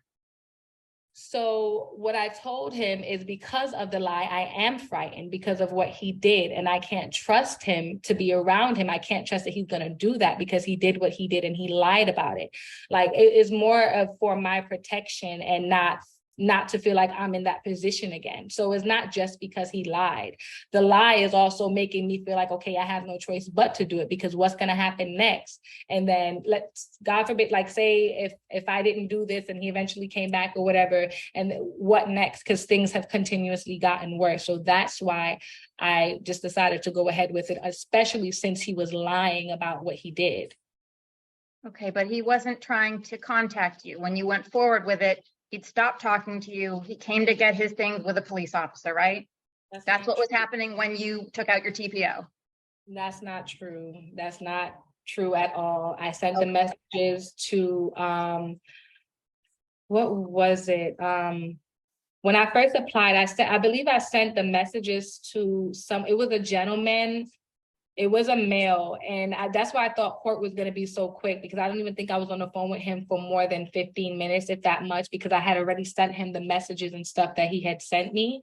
And he was saying, yeah, it's a good thing that you did that. I was able to, like, I guess when I was applying for this, I was applying for the order protection, and then I had to speak with someone via Zoom, and I sent them the information, like, proof of what was happening. But yeah, he was contacting me. We were going back and forth after he came back with the officer. Okay, Ms. Abbasi, I think she answered that question. Okay. It may not be the answer you wanted or were aiming for, but she's answered it. So let's move on. Okay. And you admit you threw something at him, that incident, correct? On the 26th? No, You never threw anything at him. no, that was talking about when I got the stitches. I was talking about February. I'm sorry. On the 26th, when he got arrested, I was not aggressive at all. I was running my mouth. I was talking crap, but I did not come to him. I didn't approach him even when I was like this the entire time with the phone, like, look at him in my face. Look at what I'm dealing with. Look what I have to deal with. Look at him in my face right now. I said some more things that I don't really want to say, but I was like this with my back turned. And then the phone was knocked out of my hand. Like, he hit my hand and knocked the phone. My first initial response was, so you're going to hit me? Because that's how hard it happened. Again, it left a bruise. And when I turned around, I'm like, so you're going to knock the phone out my hand? And then that's when he was there with the fork. And then I'm like, oh, I wish you would. I'm not, saying stuff like that, kind of stuttering, like, yeah, I wish you would. Like, I wish, like, showing that he was going to hit me. So. But you withdrew completely. Is that what you're saying? I did. Because I knew I know I can't beat him. I wasn't even trying to do that. Like, I wasn't trying to fight with him. Like, I was on the phone venting to my friend. Like, I was talking to my friend via FaceTime. Okay. And he came out because he overheard what I was saying and was saying, she's lying, and this and this. Like, he came in my face. That's why I went like this to show. He was coming to me. I was in the living room right here, sitting down about to fold the clothes. Okay. So it's your testimony that he came at you, you withdrew, tried to get away from the situation, correct? Yeah. Okay. So isn't it true that you texted him afterwards that, yes, you had thrown a picture at him, correct? Did I text him? Yes. No, I didn't text him that I threw a picture at him at all. What I text him is that because he said, oh, you tried to hit me with a picture. Oh, no. Oh, you threw a picture at me. That's what he said. And I said, no, I did not. You even text my mom saying that I tried to hit you with a picture, meaning you never got hit with the picture. That's what I said to him. And I also said, I didn't hit you with the picture. I tossed the picture away from him. It was just for frustration. Again, it came from his mom. I'm not saying it was the best thing. I'm being honest about everything that happened. I wasn't happy with his mom. I wasn't happy with him. The picture was right there. I knew not to hit him and whatever. I took the picture and I tossed the picture away from him, not even close to him, because I knew if I hit him or anything, I would have gotten hit, and I wasn't trying to do that, but I was frustrated and I tossed the picture away from him, and that's what happened. And when I was turning around, because I felt like, drew the picture, turned around, that's when he grabbed me by my hair, you fucking bitch. And then I, fanned him off, and I went and grabbed my phone. And I said to because again, he knocked it out of my hand, it was on the floor. I ran to my phone and I said to my friend, I'm gonna call you back. He got me fucked up. I'm calling the police. And I called the police, and he stayed. I guess he thought like everything was going to work out before. I'm just assuming he thought, nothing was going to happen, like nothing happened last time. And that's another reason why I kept going with it, because I felt threatened. And I felt like, okay, I cannot not do anything about it, because things, like I've been saying, have just been getting worse between us. And I don't know what's going to happen next. Okay. So you don't recall sending a text message to him where you admitted, I just threw the pic in retaliation of you knocking my phone? You don't recall sending that? Yeah, I threw it in retaliation, but not at him. Okay. I threw like what I just admitted. That was my retaliation. Like I was frustrated, so I threw the picture. Again, I could screenshot the message right now and upload it if you like, but no, it's gonna take me off a camera. If I have permission to do so, he messaged my mom saying that I tried to hit him with a picture. Why didn't you say I hit you with the picture? You said I tried to hit you with the picture. Did you get hit with the picture? No, you did not. I threw it because I was frustrated. Okay, but when we say picture, I want to be clear. This is like a 5-foot like piece of wall art. This isn't like a little frame picture. This is like a big, large poster size type thing, correct? Right, that was tossed, and it was tossed. This is it right here. It's so big, and if it was really what he's trying to make it out to be, like I did it, or like I tried to hurt him with it or something, this thing should be shattered. Hold on one second. It should be shattered. It's still hold. The glass is still here. This is the only thing I tossed it. This is the only thing that chipped right here. It's still in place. This whole big thing, if it was what he's trying to make it seem like I did with this picture, it should be broken, and it's not. Like I literally just tossed the picture. That's why it's still standing. Okay, but it was tossed in retaliation, right? Yes, because he pulled me. No, he knocked the phone out of my hand. He pulled my hair after that. Like after I tossed it, that's when he pulled my hair. If I took it and threw it, that picture would have broke. It would have hit him with force or something else with force if I was trying to do that. Like, and it would have been shattered. That's not the case. Right, because if you wanted to hit him, you wouldn't have missed, right? That's what you told him. Right, exactly. I was just frustrated because I wasn't trying to hit him. That's exactly what I said. My intention was not to hit him, and I did not hit him. It was me just being frustrated for how I was being handled and treated, and I did that. But I knew not to hit him. I knew he would have hit me. He's there with his fist with a fork in his hand. A fork in his hand. He has a fist like this. Oh, I wish you, girl, I wish you would. Okay, he didn't hit you with the fork though, did he? Because I didn't hit him. I didn't hit him back. Okay. So, we talked about he wasn't making contact with you after June 1st, except for this call that you say he was calling you on June 12th. Is that right? Yeah, but you told me it was, I believe I spoke with you when you were trying to come to an agreement. Right, hold on. So this has already been asked and answered, that there were 2 calls. I've heard it multiple times from his number to hers that were not answered. She may have messaged back in between them. And nothing since then. Is that correct?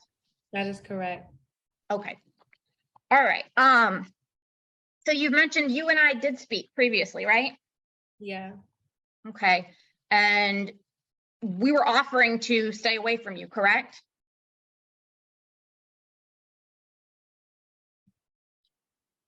A part of what you were offering.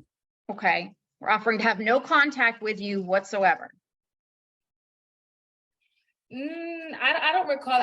What I recall is the same thing that you were requesting, the same thing that he had asked before you even got involved, was to pay half of the rent.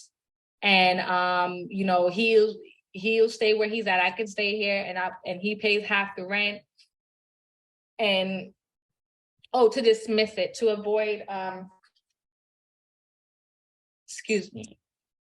I'll give it to you when I'm done. I'm having an important thing. Can you, okay, just take it. Just take it too. I'm sorry. You can take it to your room. Go ahead.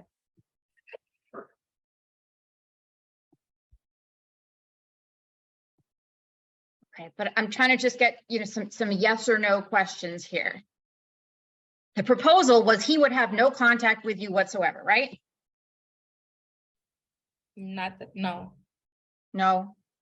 So that there was proposed contact. I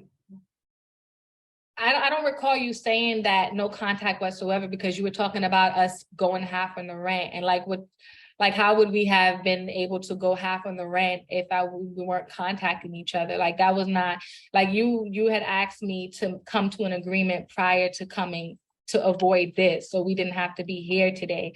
And then you were saying that if I, what he wanted, if we could come to an agreement of going half on the rent, and I stay here with my daughter, and to just dismiss this or avoid the hearing. And I said no, because I didn't want to go half, and I'm planning on leaving. That's when I was trying to tell you all the details of what happened, and you weren't interested in hearing it, or you just let me know what you were focused on and what you needed to hear. But I was explaining to you, like, my focus right now is to try to, I didn't think that it's fair for me to have to do that right now. I at least need, at least 2 months so I can get my money together and do what I need to do so I can go my separate way, versus, just getting put into another apartment and then eventually having an eviction because I have nothing to fall back on for food or for anything, because I no longer qualify for food stamps or any type of assistance, because I just drastically went from $16.50 to $23.49 out of nowhere, and now I can't get anything. But I'm trying to use the money to pay down stuff so that I can be secure to go. So that's why I was asking you for 2 months or so, and you told me that he doesn't want to do that. Can I ask the parties, when does the lease expire? November. Okay. So isn't it true you told me you would not agree to anything until he admitted what he did? Is that right? Probably so. That's something I would say. I would say that. Okay. Because I knew, I was told that I didn't have to speak to you, and I'm saying I'm not doing anything, like, because you wanted me to avoid this, and I'm saying I'm not going to avoid this. I'm not going to not come to court or to do any of this. He's going to have to, I'm going to come to court. He's going to admit what he did, and if he wanted me to do anything or come to some type of agreement, you're going to admit what you did, because it's like, okay, I'm going to sit here and say no and take this all back when you're lying about, like, the whole thing. And then it just doesn't make any sense. If he at least admitted what he did, then okay, we can have no contact. And he's, agreeing with me saying admitted what you did, like, that also included agreeing to help me by continuing to do what you're doing. And, with the rent. Okay, so let's get beyond, since the parties aren't married, there's very little I can do on the rent, and I'll address that if we get to the acts of family violence. I understand. But I understand there were negotiations between the parties, and I'll give that whatever weight I'm allowed to. Yes. You knew he wanted to get out of the lease, correct? He still wants to get out of the lease, correct? We both did. We both said that he just, I've always been the one to say I'm breaking the lease. I have messages where I'm constantly saying that to him. We're not gonna do this no more. He always told me he wanted to make it work. I've come to him and asked him plenty of times, are you sure this is what you want, because of the lack of effort? He would always tell me verbally he wanted to make it work and he wanted to be here, but it just never registered to me, and I was never comfortable with it because of the lack of effort or action that he would make to make things work and do better. So he never. Now, of course, he wants to get out of it, but he never expressed he wants to leave. He would always say he wants to make it work. Cause I would ask him that. I constantly would act like, are you sure you want this to work? You sure you want to be together still? Blah, blah, blah. Oh, I'm here, right? I'm here, right? I wouldn't be doing this if I didn't love you. I wouldn't be doing this.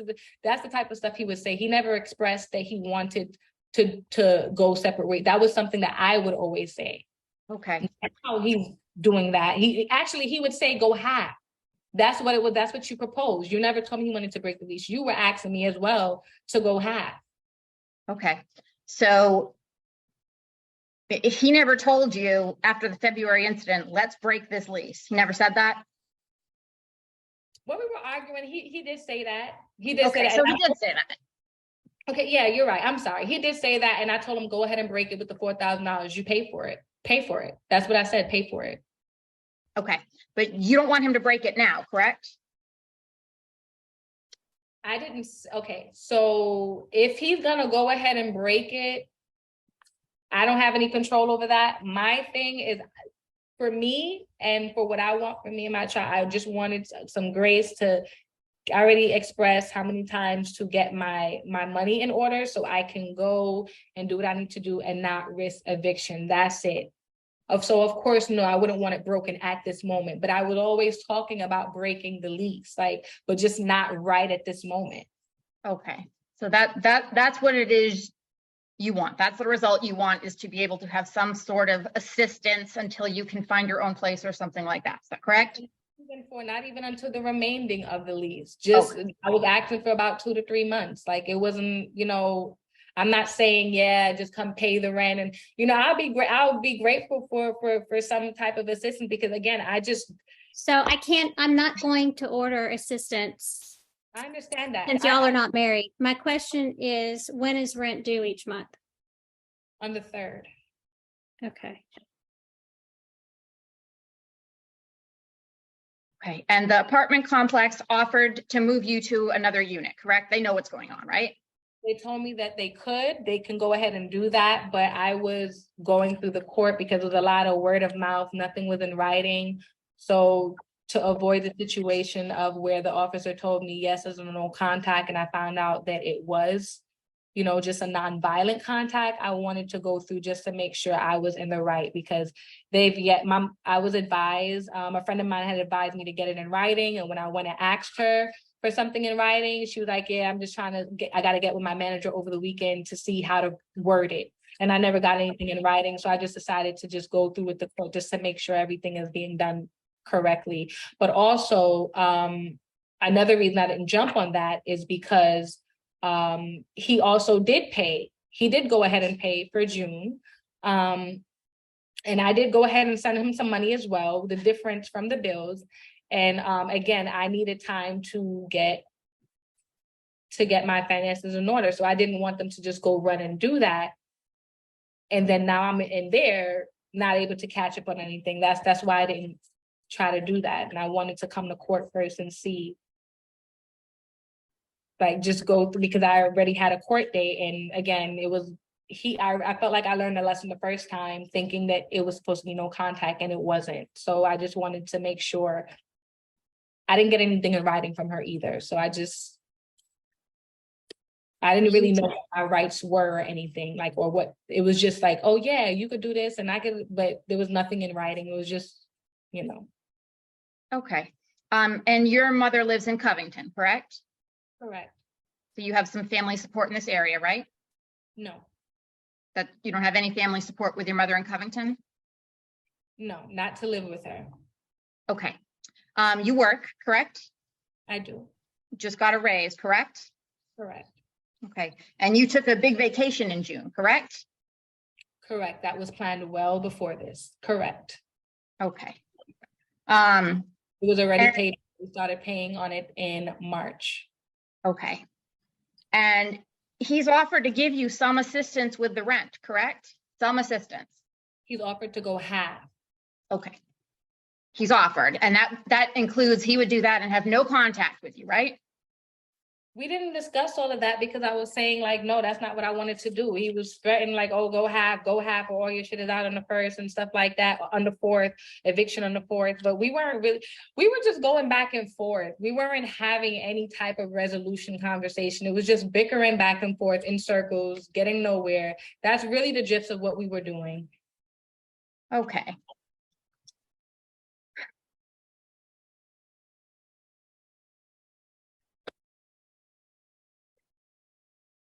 Your Honor, I don't believe I have any other questions at this time. All right, well, all right, that's fine. Do you have any witnesses or testimony or evidence you would like to present, Ms. Abbasi? If I could have a moment to confer with my client, I don't think it will take very long. Okay, and I'll just, and I'll just remind, well, I'll let y'all confer. You can tell me what you want to do. I may have a few questions for him, and then we will go from there. Absolutely. We'll place you in a breakout room for just a few minutes. Thank you.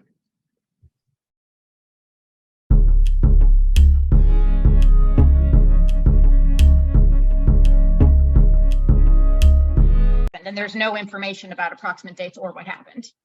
It just says states he was physically abusive. There's nothing about this February incident. There's nothing about her So it's not fingers. specified. Correct. There's nothing specified in that portion. Obviously, there were no criminal charges from the February incident. I believe Ms. Rowe has admitted that she did make physical contact first. I believe she's been very clear. This is always when there are verbal arguments. The verbal arguments you've heard about stem from him not paying and her having wanted him to marry her and take the relationship more seriously. Obviously, that's not what happened.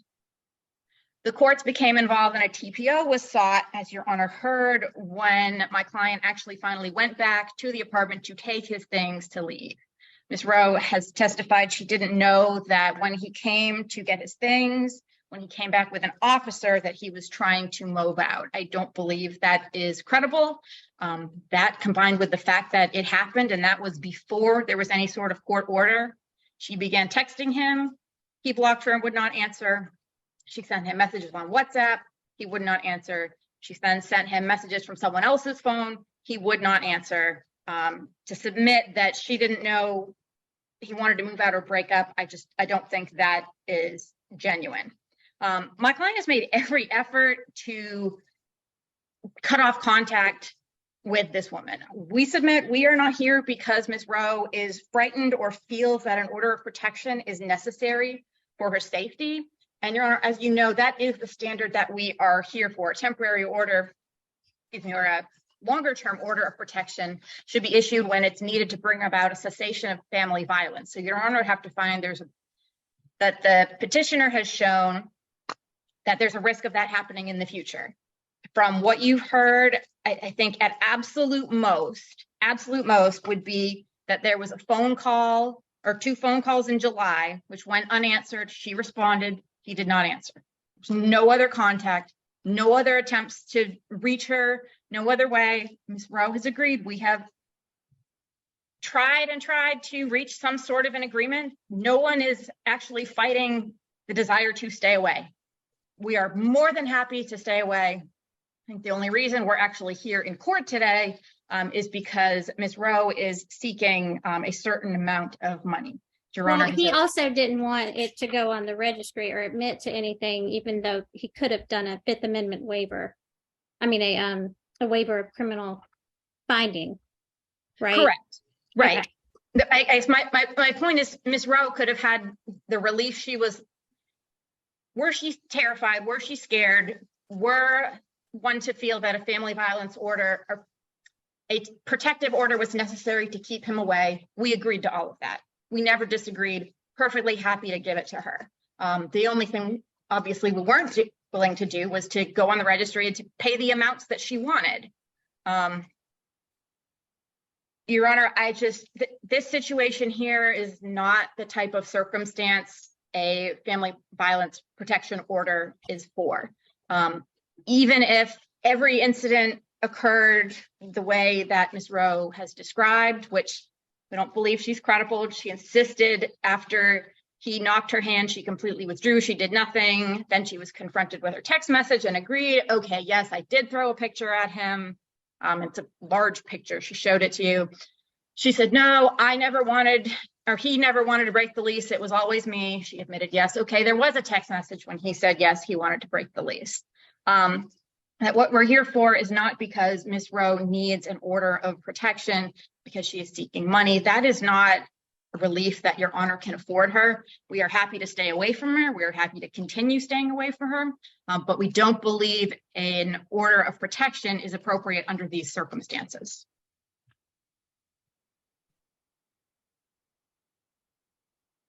Ms. Rowe, you may give me one paragraph summary about what the evidence showed and what why you have shown that you need this order. So she mentioned that it wasn't specified, like she said, I didn't mention anything about things being done or domestic violence or any incidents in the past, which isn't true.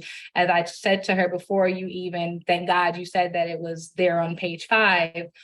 They just didn't write the details because it was a lot of stuff. It was a random it was a phone conversation, but I didn't mention it because they didn't write the details does not mean that it didn't happen. You also mentioned that he said he was trying to move out. So if he's trying to move out, why did he come? Why didn't he come with a truck? He was willing to pay half the rent. You told me that he was going to give me $2,300 one time. Whatever I did with that money is up to me. So if he had that to do and he's trying to move out, why hasn't he come with the little $300 truck to get the rest of his stuff? He never told me that he was trying to move out. That's when we were going back and forth. And he said, oh, let's break the lease. That's it. He never mentioned that he was trying to move out. And I'd never even seen proof that he said he wanted to move. You said break the lease, but again, he still haven't come to get his stuff put in the storage or anything. He still has sneakers and clothes and stuff here. I never denied him to come. Yeah. And then you also mentioned that I said, you said that I didn't say that I threw the picture. I've said from the very beginning, I threw the picture. What's crazy is that I'm the only one taking accountability for my actions. Apparently your client has done nothing. But you know, I said I did throw the picture away from him. I tossed the picture, not at him. And yeah, I do need an order of protection because I don't feel safe around him. That's why I've always said you can come and get your things. I just wanted you to have an escort. I've messaged him that too. I wanted you to have a police escort because I cannot trust you. I cannot trust that you're going to come here and maybe I get softened up. I'm not going to lie and say I don't love the man. Am I still in love? No, but I didn't want it to be, you know, where, you know, you eventually come back, he has his space. This has happened before. He's had space at his mom's house for a while when we lived together before. Him taking a few shirts and boxers and whatever and a few shoes and whatnot does not tell me that he wants to move. And again, he's done this before and let stuff die down and just come back and that be that.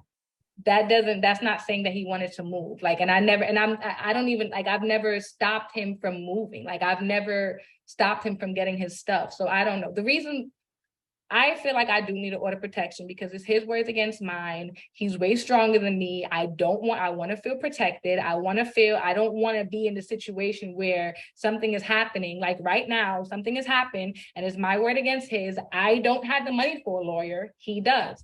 And I just want to avoid it and protect myself and have my peace of mind and mental peace.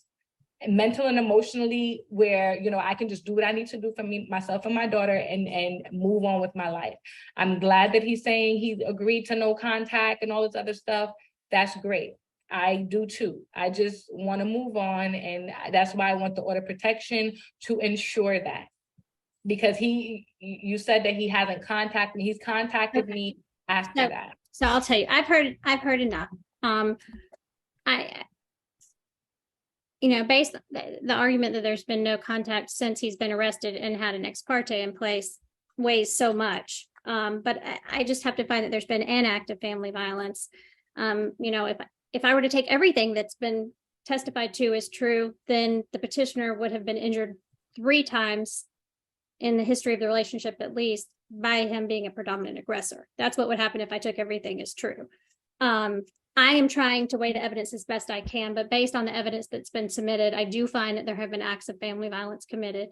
There is a reason for the parties to have contact, whether it be because of the lease going forward or because of the criminal case. And I do have some concerns about some of the alleged nasty messages that were sent to the petitioner after he was released from jail that could arguably be construed as harassing, threatening, or intimidating in violation of a no violent contact bond condition. So I understand there may have been some instigation by parties here. It's extremely, obviously, a very volatile relationship. But instigation does not on its own justify physical violence. And it's not a legal defense. So I do find there have been acts of family violence committed by the respondent towards the petitioner. She has said multiple times that he could come get his key because she was told she had to give him back his key. And so whatever the reaching out to him was, she is not the one who was under a bond order or order of protection, but she also says that she wanted him to do it with an escort or via her brother because she was in fear for her safety. So at this point, I'm going to issue the order. It will be in effect from today. It will expire naturally on June 21st of 2024. The petitioner will be awarded the exclusive possession of the residence. The respondent is ordered to not go to that residence location, petitioner's workplace or school, and any future resident's workplace or school, and not come within 100 yards of the petitioner and her minor children. The respondent's not to have any contact with her whatsoever, except as otherwise specified in this order. The respondent, when accompanied by local law enforcement, shall be able to remove his remaining personal belongings. And the phone number is 404-298-8300. That will be on the order to remove them one time only. And that needs to be arranged on or before July 21st of 2023 through the sheriff's department at that phone number. I will add both respondent and petitioner are ordered not to sell, trade, damage, or otherwise dispose of any property or pets. I don't know that I heard that there were any of the petitioner or joint property of the parties. And not interfere with any of the parties' mail. Okay, I would assume that Mr. Miras sounds like he may have already moved. I can't honestly tell from what I've heard. And so a change of address will need to be made. If not, also the Family Violence Intervention Program is ordered. The first virtual compliance date will be July 14th at 2023 at 9 a.m. It will be virtual. We'll place you in a room just a moment with the compliance officer to get started on that. And Your Honor, if I may, and he can correct me, I believe that is already on his bond order.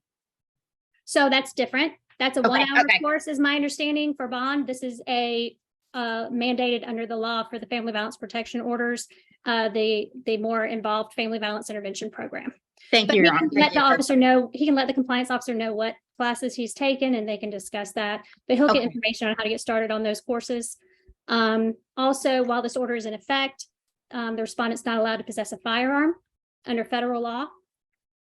And finally, my only question is whether and how to address any of this lease issue. And if I should at all. I know both parties are concerned with credit and eviction. I am open to suggestions given the finding I made. Normally, Ms. Rowe, what we would do is say, you shall take over any lease payments starting next month. But I understand that could affect your credit and it could also affect Mr. Mears' credit if you can't make it.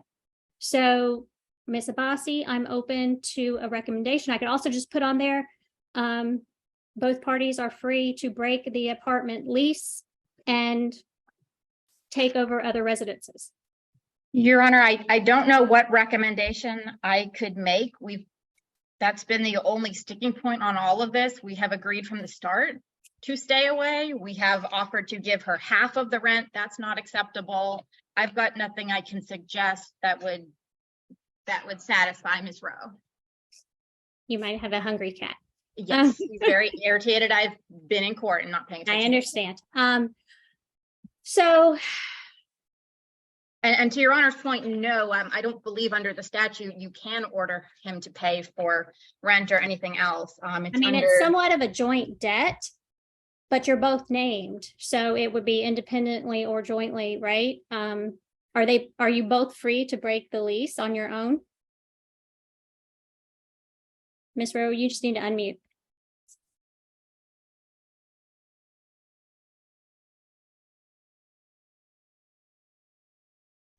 So no, it's $4,000 to break the lease. So I have applied for assistance. And they said about 5 days. I wanted to ask them to, I don't know if it may be too late, but I wanted to ask for them to check the status of something that I had applied for. And then I just got something else, another Okay. resource. So here's what I'm gonna do. So let me ask this though. How do you pay the rent, Ms. Rowe? So I would normally just give it to him. Because in order for me to be able to log in, like I would normally just like Apple Pay him the money, and then he would turn around and Apple Pay me back whatever I said the bills were. So But Ms. Mears are all the utilities in Mr. Mears's name? no, they're in my name. That's Okay. why he would like just cash at me back Okay, to. do you make the payments on all the utilities? Yes. Okay. So Ms. Abassi, could I request that can you log in, Ms. Rowe, and make your own account to pay rent? Or does he have to provide that to you? I will just need the password. That's all it is. I just need the email and the password. It's been changed. We had to change it for something and I just never got it because he always took care of it. So I just. Okay. So Ms. Abassi, is that something that we can take care of? I can have him provide to you through Ms. Rowe. I don't know what kind of email and password it is, but if there is a way to say that he will sign over or give the rental payment login information to her so that she may pay rent if she wishes. I guess our request would be to do that via the lease office. I'm happy to write a letter saying they would both like to have access and the ability to make payments, but not that she take over his information. I'm happy to do that. No, I had it. It's nothing more than just an email and a password to it. So all I would need is just the email and the password. I had it at one point. I think she doesn't want to necessarily, in case that's an email and password to other things that he owns, doesn't necessarily want to give you that information. If there's a way for that to be done. Is what I'm saying. I had it before. I just didn't remember it. And it had to be changed because of something that was done with the leasing office and their portal. So they had to you can ask him if it's okay to give it to me or whatever. He could just give it to me. It's just something I never got back from him, but it was never an issue for me to have it. Okay, so I'll just put respondent through his attorney shall inform the leasing office that they should, is it an account? Open an account for Ms. Rowe to be able to pay rent? I don't know. I would imagine it's kind of the same as like an authorized user on a credit card. I don't see why someone else couldn't come and make money, or pay money to that. So I would ask she'd be kind of granted access to make rent payments. Okay. It's a portal. It's just one username, is one email and sign in. So we don't have two separate ones. So, So if they write back to me and say it can only be one email, I will create a Gmail email address, which is sharedrent@gmail.com, and you all can both have the passwords and deal with it there. okay. All right.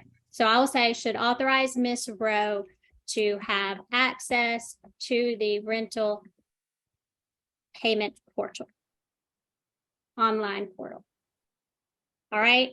And then that will be it. I'm not going to further address rent. If either party wants to break it, that is their prerogative and not a violation of this order.